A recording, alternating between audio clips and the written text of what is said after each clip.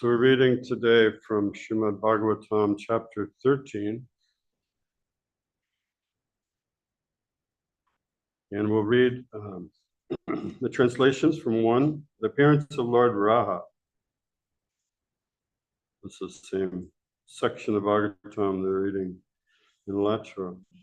So we'll read the translations from 1 to 13, and then we'll come back and read the purport, Sanskrit and purport of text 4. So text 1 starts with Shri Shukavacha. Shri Shukadeva Goswami said, O king, after hearing all these most virtuous topics from the sage Maitreya, Vidura inquired further on the topics of the Supreme Personality of Godhead, which he adored to hear. Take turns.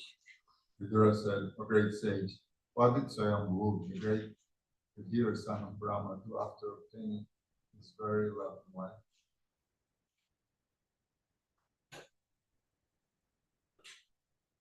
O best of the virtuous, the original king of kings, Manu, was a great devotee of the personality of Godhead, Hari, and thus it is worth hearing of his sublime character and activities. Please describe them. I am very eager to hear.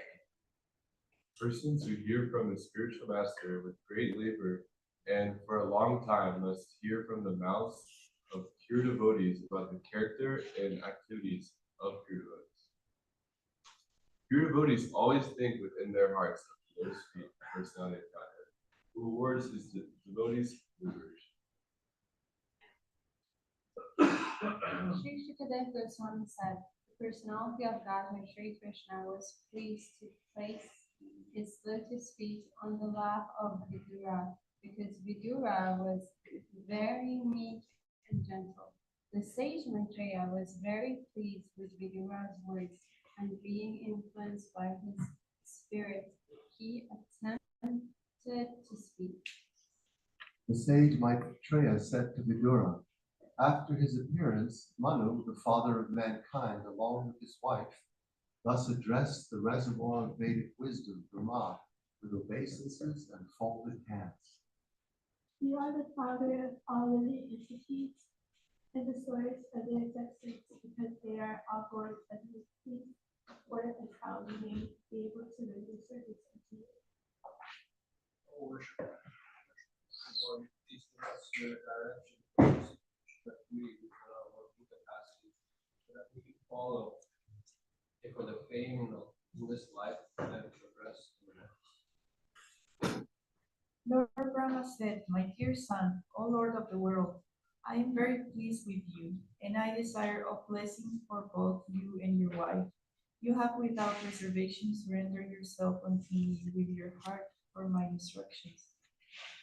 O hero, your example is quite befitting a son in relationship with his father. This sort of adoration for the superior is required. One who is beyond the limit of envy, who is saying, accepts the order of his father with great delight and executes it to his full capacity.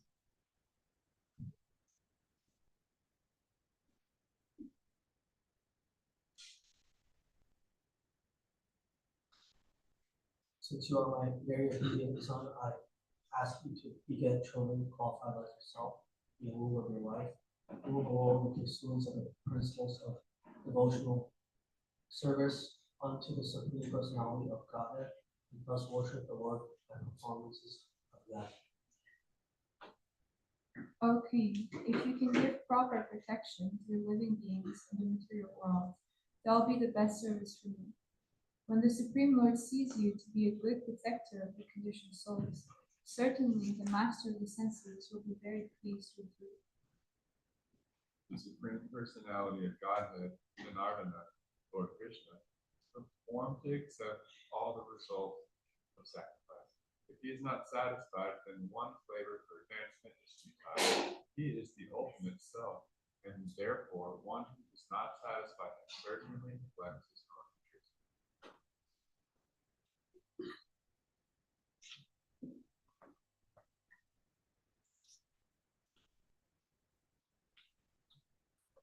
Okay, let's see if I can get this meter. Shrutasya pumsam suchira shamasya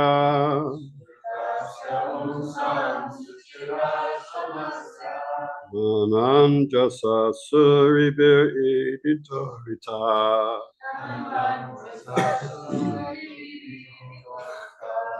Tatadgananu Shravanam Mukunda.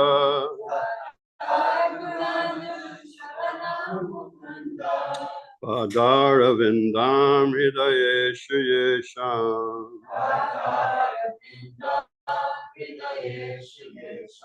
Shritasya Pumsam Suchirashamasya.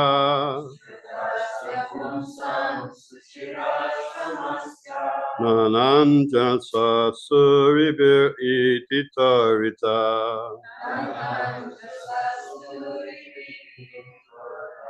Tatadgunanu Shravanam Mukunda.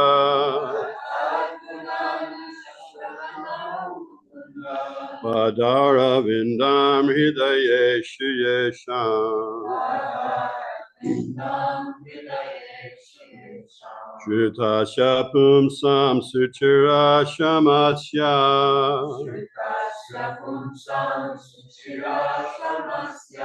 Nanvanjasa Suribir Iditaritaha.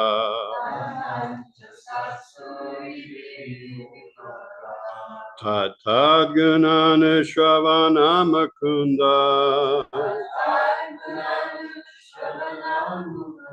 Padaravindam Hridayeshu Yesham.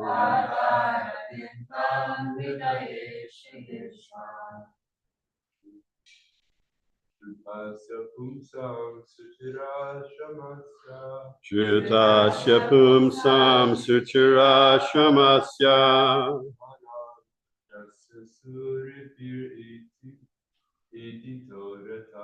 Nanvanjasa Suribir Iditarita.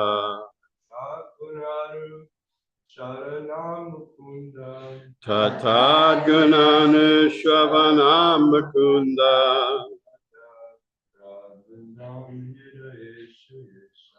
Padaravindam Hridayeshu Yesham. Shritasya Pumsam Suchirashamasya.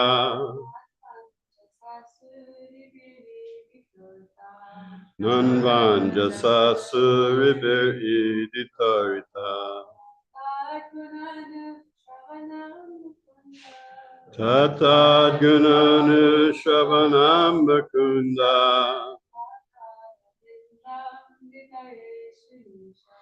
Padaravindam Hridayeshu Yesham. Read the word for word together. Shritasya, persons who are in the process of hearing. Pumsam, of such persons. Suchira, for a long time. Shamasya, laboring very hard. Nanu, certainly. Anjasa, elaborately. Surivi, by pure devotees. Idita, explained by. Arthaha, statements. Tat, that. Tat, that. Guna, transcendental qualities. Anushravana, thinking. Mukunda, the personality of Godhead, who rewards liberation. Pada Aravindam, the lotus feet. Hridayeshu, within the heart. Yesham, of them. Persons who hear from a spiritual master with great labor and for a long time must hear from the mouths of pure devotees about the character and activities of pure devotees.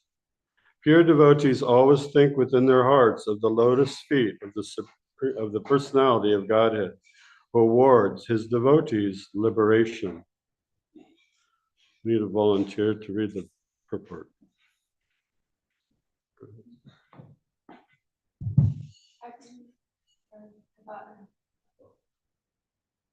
Transcendental students are those who undergo great penance in being trained by hearing the Vedas from a bona fide spiritual master. Not only must they hear about the activities of the Lord, but they must also hear about the transcendental qualities of the devotees, who are constantly thinking of the lotus feet of the Lord within their hearts. A pure devotee of the Lord cannot be separated from the lotus feet of the Lord for even a moment. Undoubtedly, the Lord is always within the hearts of all living creatures, but they hardly know about it because they're deluded by the illusory material energy. The devotees, however, realize the presence of the Lord, and thereby they can always see the lotus feet of the Lord within their hearts. Such pure devotees of the Lord are as glorious as the Lord. They are, in fact, recommended by the Lord as more worshipable than he himself. Worship of the devotee is more potent than the worship of the Lord. It is therefore the duty of the transcendental students to hear of pure devotees, as explained by similar devotees of the Lord, because one cannot explain about the Lord or his devotee unless one happens to be a great pure devotee himself. Joy. Om again, Timirandasya, Ganachana, Shlakaya, Chakshi, Timata, Shri, Govina. Vanchakapa, Tribhastra, Kripasinyo, Evacha, Patitanam, Pavanebhyo, Vaishnavebhyo, Namo Namo. So I'm going to start this with a question. In the second to the last sentence, or a couple of sentences from the end, it says, worship of the devotee is more potent than worship of the Lord. So how do we understand that? Why is Srila Prabhupada, generally you want to go to the topmost thing. In this case, the Supreme Person is who we're trying to please and make happy. So why is Prabhupada saying it's actually more beneficial? And of course, our temples, Krishna house, it's not called some devotee's house, it's Krishna's house, right? Radha Krishna temple. So Krishna is the prime object of our love and affection. So why is Srila Prabhupada saying that worship of the devotee is more potent than worship of the Lord?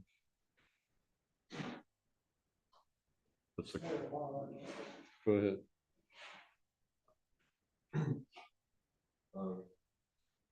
Because it's the only way to receive mercy is to like be humble, and the only way think of yourself small. These are true statements, yes. If humility, Krishna does not like pride. We could talk for hours about that. So humility is very attractive to him. And when we develop humility, then very quickly we attract the mercy of Krishna. So that's, yes, very good. Someone else said. Well, there's a story of Maharaj Ambarish, who was a great devotee of Krishna, and Devaprastha Muni, a great sage, was prone to be angry. Cut the story a little short, cursed Maharaj Ambarish. So, anyways, Lord Vishnu sends chocolate. Ambarish, Devaprastha Muni went all over the universe trying to get relief from this Sudan shortcut. Finally, he went to Brahma, went to Shiva, went to Vishnu and Krishna. And Krishna said, I can't do anything until we sold out to my devotees. You have to ask forgiveness for Maharaj Ambarish. So, so that's an example of how worship of the Lord's devotee is greater than the worship of Vishnu. That's a great example. Yes, Prabhu. The mercy comes from the top, the devotion goes from the bottom. So that's the reason every morning when we get up, we come to Mangalarti and we start from Lotus Feet of Spiritual Master, Bande Gorasi Charana Aravinda. So then we go Nitai, Guru and go, then we can go Nitai, then we go to Krishna. So mercy comes from the top. Very The nice. devotion goes from God. Everybody? Everybody then. Yeah, we're nothing without the mercy of the wonder-filled. Wonderful. We're at the mercy of the wonder-filled devotee. Yeah, that's very true. That's Well, the question is, why is more powerful to worship the devotee? yeah. It seems like that's more important than worshiping Krishna. Because the Lord is more pleased if you serve His beloved. So it's a quick way to get Yeah, very good. the result. Prabhupada gives the example that if you're affectionate to the child of someone, then automatically that person, the father, will be very pleased with you. Yeah, I think you use that example. If there's a very rich or powerful or important person, you don't know them, it's going to be a little hard for you to get into their inner circle because they're very great and you're very small. But you treat their son or their daughter or their pet very nicely, and then immediately they open up to you. Who are you? Yes, let's talk. That's a nice example. Yeah, that's the one I had. Love me, love my dog. Love me like my dog. Yeah, you can a friend of my friend is my friend. I remember once I had an experience. I was with a good friend of mine, and a good friend of his was there, and I was just listening to their conversation. And this other person who I'd never met, I forget the question, but they was talking about his past, and he told him one of his nicknames. He said, "Oh, this is the name I go by. People who know me very closely call me that, but most people just call me this." And so then sometime later than that, I saw him and I called him by that name. And we didn't really know each other. So he looked at me, he didn't recognize me. But because I used that name, he knew, okay, this person, he must be close to me, because only people close to me call me by that name. And so then, sure enough, we became, a good friend. Then he remembered, I told him about the thing. But yes, did anyone else? Yes.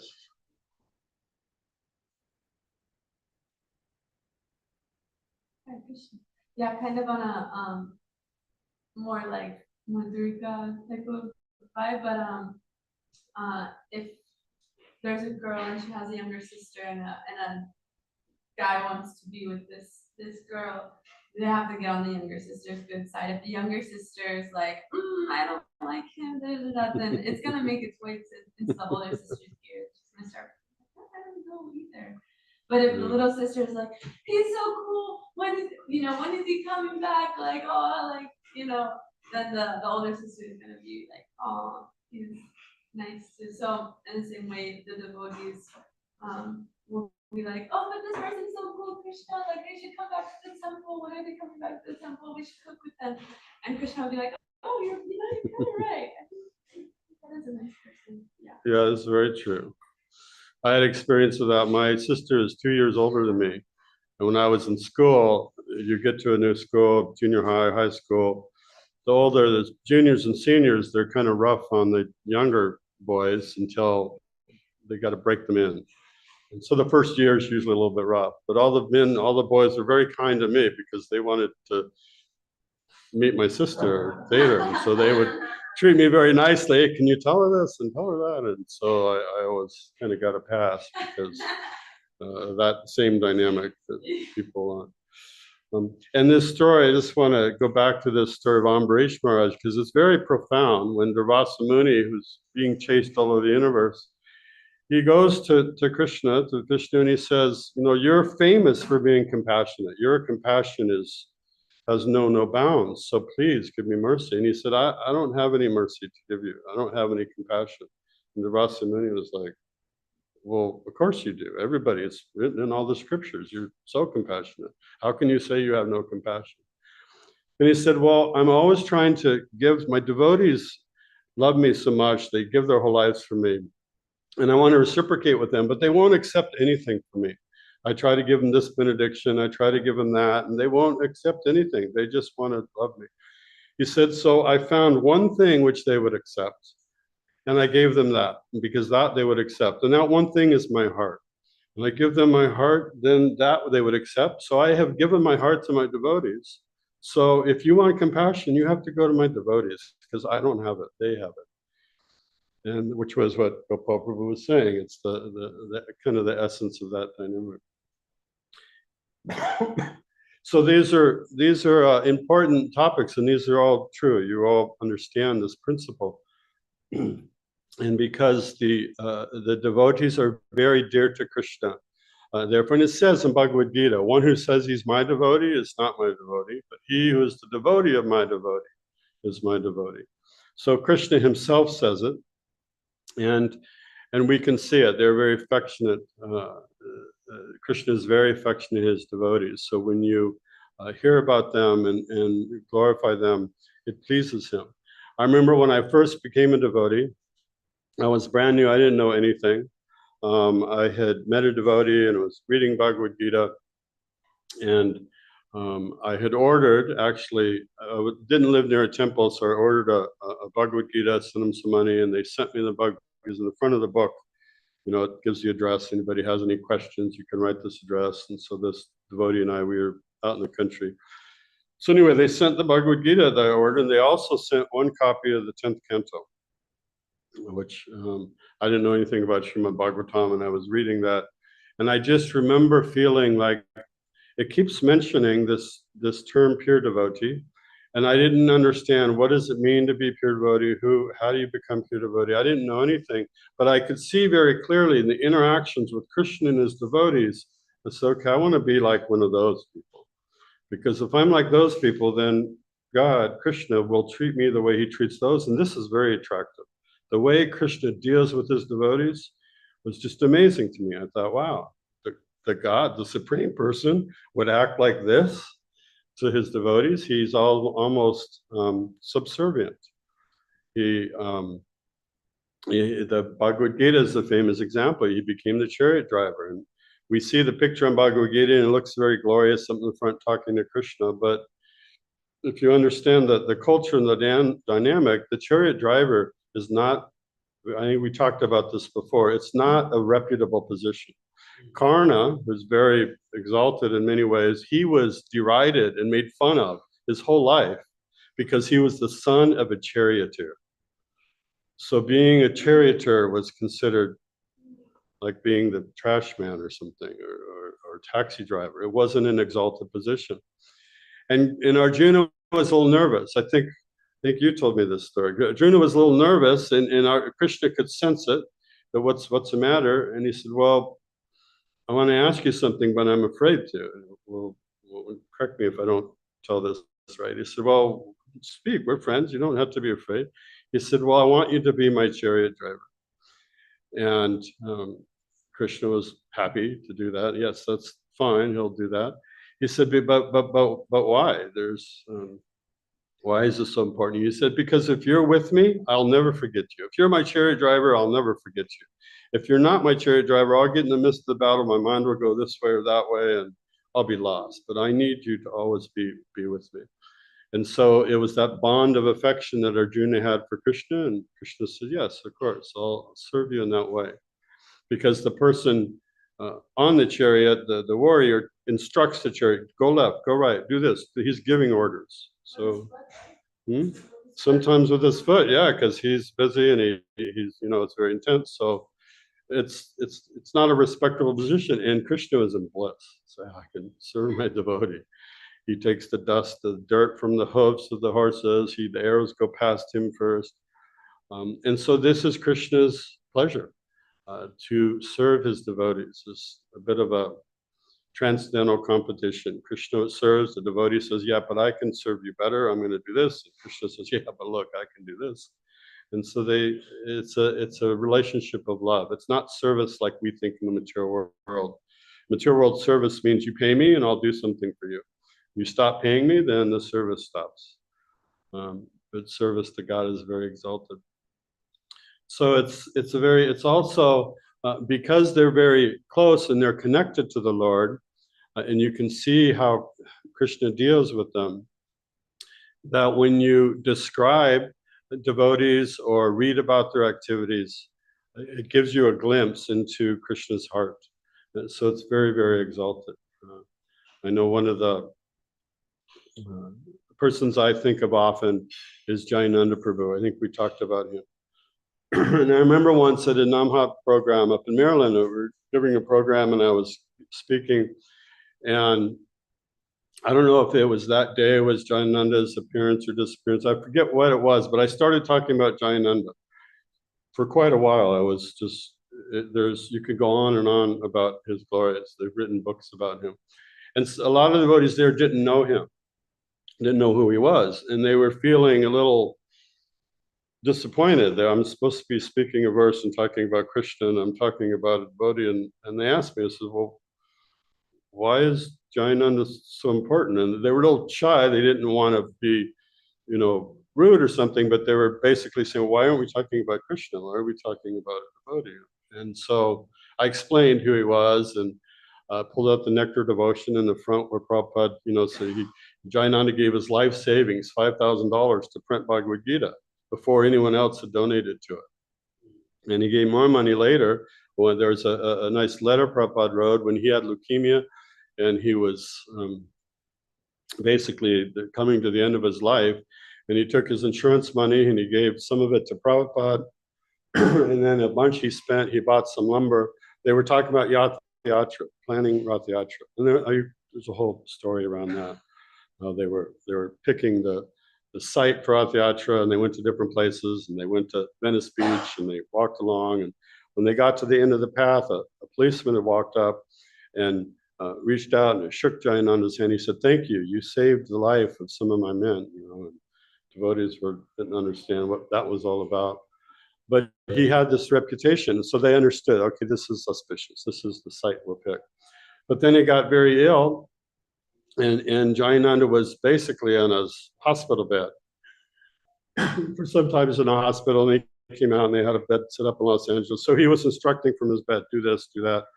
And the authorities were trying to debate how, all the lumber to build these carts, it's a lot of money, and they had never done Rath Yatra in Los Angeles before, so it was all new to them. So he just spent his money from his insurance money for his health situation to buy this lumber. A truck pulled up, dropped all this lumber in Los Angeles temple, and devotees were, what is this? And so then he instructed them how to build the cart. And this was his mood. He just gave everything. And Prabhupada wrote him a letter. You should maybe, this is a lot of money you've sent me. Maybe you should keep this for your health because you need some treatment or something. So he felt like this body's old. It's time to give it up. It's useless. I can't do service with it anymore. And of course, it's a little extreme situation. It's not that we shouldn't take care of our bodies, but the wonderful thing about that story, I can't help to share it. He put so much into their Rath Yatra. And so then the festival, they had elephant. It was a huge festival. And then at the end, or sometime near the middle or the end of the festival, some reporters came. This was back before internet and cell phones and YouTube. And the reporters came, they were interviewing people. Oh, why have you come? What do you think about this? And most of them were younger people. And there's this one elderly couple, I don't know, 50s or 60s or something, kind of stood out because they were different from most of the people. And so they interviewed them. Oh, what brought you here? Well, where are you from? Well, we're from Ohio. I forget. I think I told this story before, maybe. And they said, oh, well, what brings you here this so far from home? They said, well, our son actually arranged this, but he left his body and he couldn't come. So we wanted to come and represent him and understand what he's doing. And the devotees were stunned. They were watching the 11 o'clock news that day. And back then, that's how you got your news. You turn on your television at 6 or 11, and they could find out what's going on in the world. And it was live. It wasn't recorded. So if you missed it, then you just have to ask somebody else what's going on in the world. So it was basically that's how people found out about what's going on. So devotees are watching this 11 o'clock broadcast, and if devotees had written a script to glorify Rath Yatra and Jayananda, they couldn't have written it better. It was just, it happened, or Krishna arranged it. And so then, people learn about Rath Yatra and Jayananda to the point where Prabhupada said that when you have Rath Yatra, you should put his picture on the cart. And you see that. Usually it's Jagannath's cart. And you should, on his disappearance day, you should have festival just like you do for acharyas and other saintly people. So Jainanda was very dear to Prabhupada. There's many stories. It's kind of a what's the word? Contagious, infectious. Like for me, when I never met Jainanda, but my affection grew from hearing about him. And when my Guru Raj would travel, he had a picture of Srila Prabhupada. He had one of those little photograph things that you fold in half. One side was Prabhupada, the other side was Jainanda. And so, and I asked him once, he said he was inspiring because he was one of us. He grew up in the Western world, eating meat, just normal conditioned soul. And he surrendered to Prabhupada and he surrendered to the process. And Prabhupada sent a letter when he left his body, he said, "You've gone to Goloka." And so it was very encouraging devotees. They said, this process works. You do this, you become saintly. And then you go back to Godhead. So it was very inspiring. So anyway, we could go on and on about Jainanda, but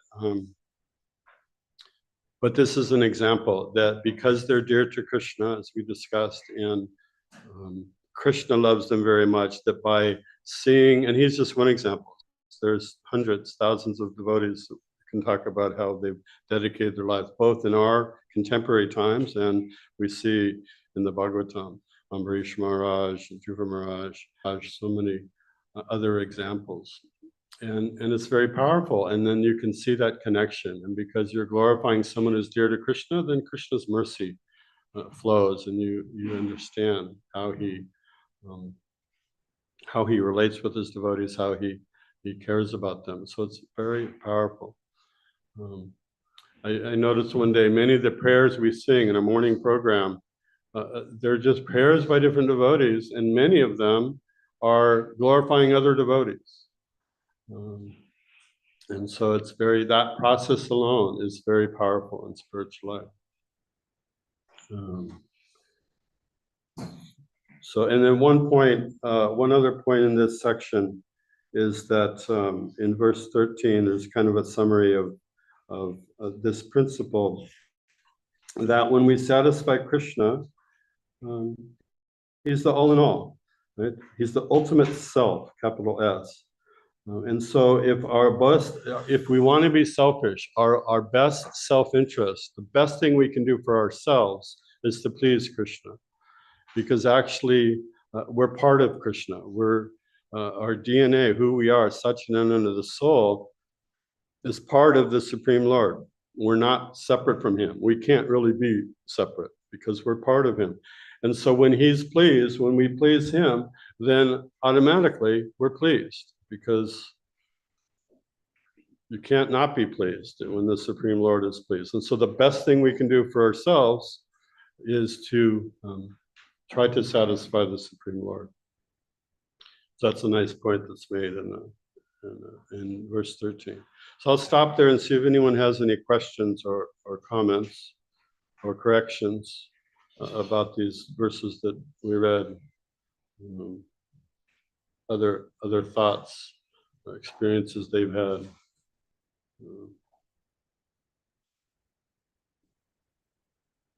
I don't want to be the only one talking. Yes, is there a microphone back there? I just wanted to extend a little bit about Jainanda Prabhu, since you have mentioned so many things. And after his departure, Prabhupada wrote a very nice letter saying that, my dear Jainanda, either you have gone home back to Godhead, or you have taken birth in a Muni or Rishi's house or a Vidwan or Brahmana's house. And I'm pretty sure just, if you have taken that birth, from there onwards, you will continue your devotional service until you come back. Yeah, that's the point. I was just reading that letter yesterday, actually. First, he said that part, you've clearly gone to Vaikuntha and then you'll take birth in someone's house. He said, and then the last sentence, he said, but since you were hearing about Krishna, transcendental topics that devotees were chanting. Since you're hearing the Lord's name and you left, then there's no doubt you've gone back to Goloka Vrindavan. So, and he used to come, Prabhupada would come to temples, and devotees would always be eager to see Prabhupada. And Jananda was always off doing something. And they would say, come, Prabhupada wants to see you. He'd say, no, it's okay, I'm too dirty, I'm too busy, I shouldn't go. One time they were in class and Jayananda was kind of dozing off and devotee went to wake him up. Prabhupada said, no, you let him sleep. He does more service than all of you. You let him rest. And so they were very affectionate. They had a very close bond. And, I mean, you could go on and on about Jayananda. One of the stories, my favorite, I'll just share and then hand it back, is that when they used to get he would do everything. He would go collect boga. He would build the cards. He would get the permits. He was like a one man, just do everything. And the devotees were a little nervous when they saw he was leaving. They're like, we're not going to know what to do. And so he used to get the permits. And then after he passed, they went to the LA to get the permits for the Rath Yatra. And the lady who did the permits was not a kind lady. She was not nice. She was not pleasant. And devotees were dreading having to deal with her. And so anyways, one brave soul volunteered to do it. So he went to get the permit. And she said, well, where is Jimmy? Usually he does this. And she said, well, he passed away. And just immediately she kind of lost it and turned around and walked back in another room, closed the door. And they could see that she was kind of tearing up. And after some time she came out and she just stamped the permit and said, go. And they could understand that she had affection for him, and the thought of him leaving this world she broke down. And then they could realize, and there's hundreds of stories like that. The devotees would meet some person. He said, "Oh yeah, I was a drunkard, and Jimmy just grabbed me and asked me to hold this hammer and nail this up, and here it is. The next morning, I'm here building this car, and I'm like, how did I get here?" And the night before, he was chasing somebody down the alley, and there's just hundreds of stories, and I'll just close on one of them with Deva in Philadelphia. He was the one that they said, okay, we need you to take over the festivals now that Jayananda can't do it anymore. And so Deva asked Jayananda, so how do you do it? How do you preach? You do the Rath Yatra, the cart goes down, and you have a festival. How do you preach? How do you do it? How does it all work?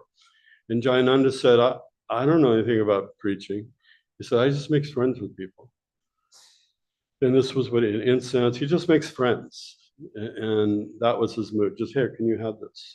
Can you help me do this? Can you hold this? He would just engage people, and he didn't see them as higher or lower. Anyway, we could talk all day about Jayananda. But if you want, if no one else wants to say anything. I said I don't want to be the one talking in here. I keep talking.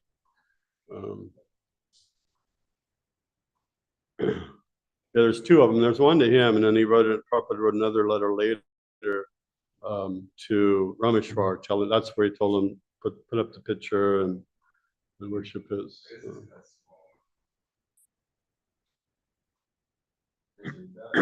Go ahead. Who has a microphone?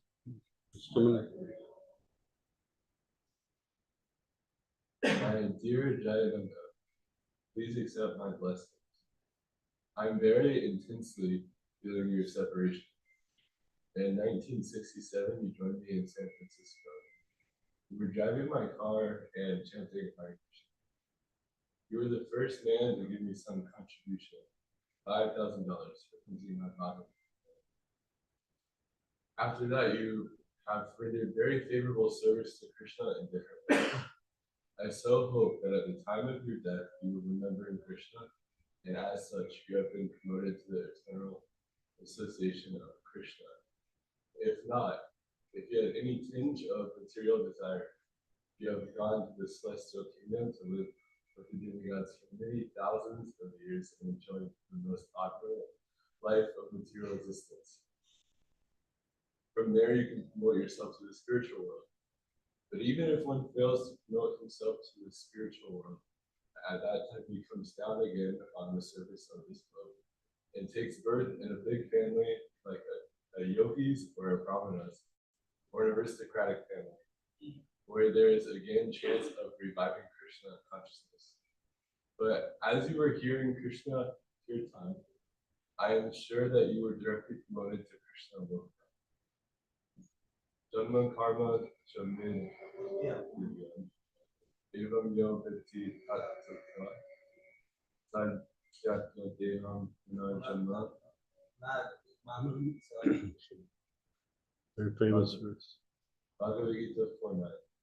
Krishna has done a great favor to you, not to continue your deceased body. He has given you a suitable place for your service. Thank you very much. Your ever well-wisher, DC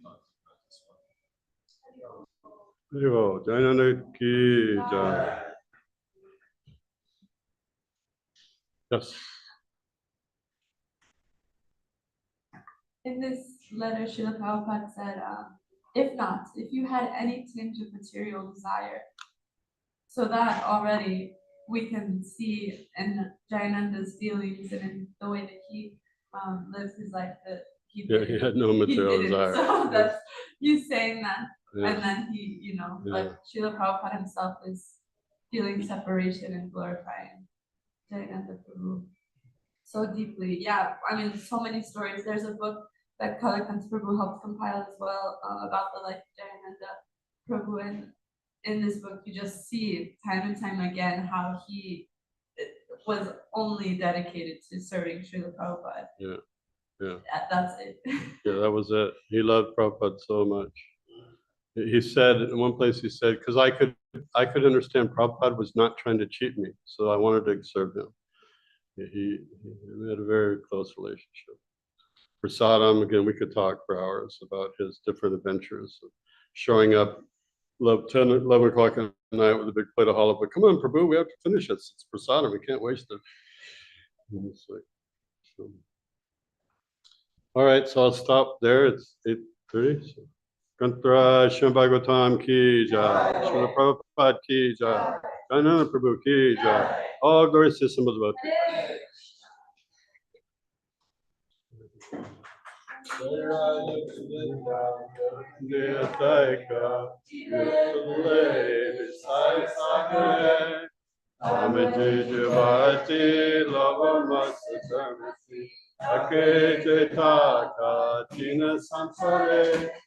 Krishna Bardaya Kari Pari Tivya Sadhana Tilava Sayana Rita Radha Krishna Guru Veda Koshi Ananita Anita Shiva Prabhupada Namaste Hari Hari Bo Hare Krishna, Krishna Krishna, Hare Ram, Hare Ram, Ram Ram, Hare Hare.